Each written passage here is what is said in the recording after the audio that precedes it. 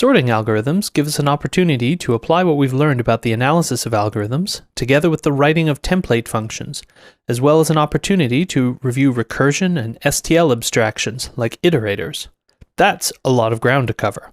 We will look at the venerable but terrible bubble sort, the somewhat better insertion sort, the simple but performant merge sort, the ubiquitous quicksort, and a couple of special purpose sorting algorithms.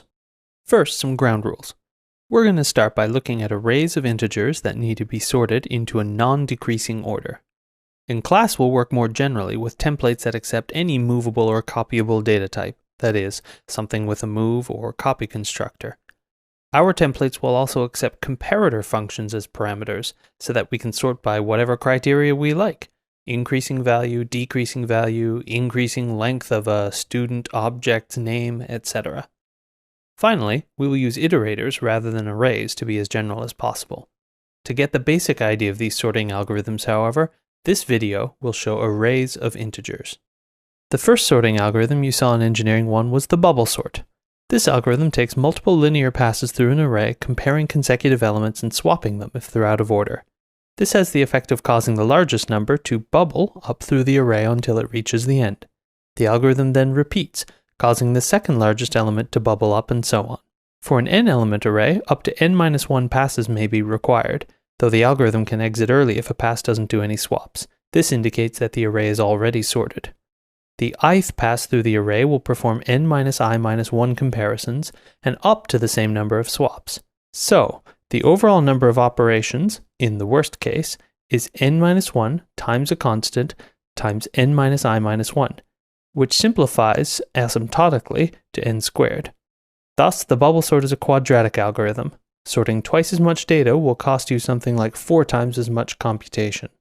Question: if the worst case of the bubble sort's runtime is quadratic, what is the best case runtime? Insertion sort is another simple algorithm that guarantees progressively larger subsets of a sequence have been sorted.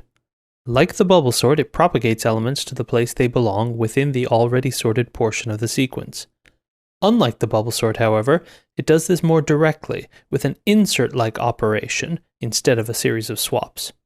Still, as an algorithm with order n passes, each of which performs order n operations, this is another quadratic sort.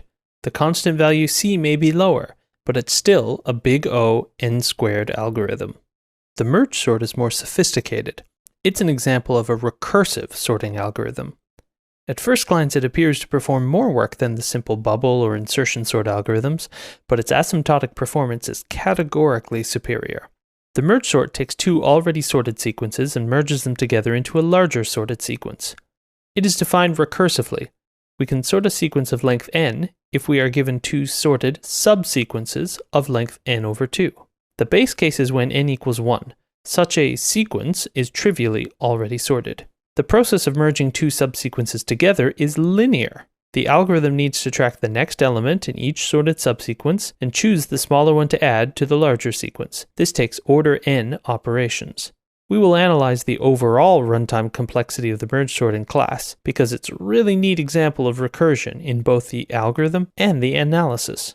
In practice, owing to high constant factors in the merge sort, some implementations use an insertion sort on small initial arrays, and then use the merge sort to combine them. That's enough to get started with for now. We'll cover more sorting algorithms in the next video.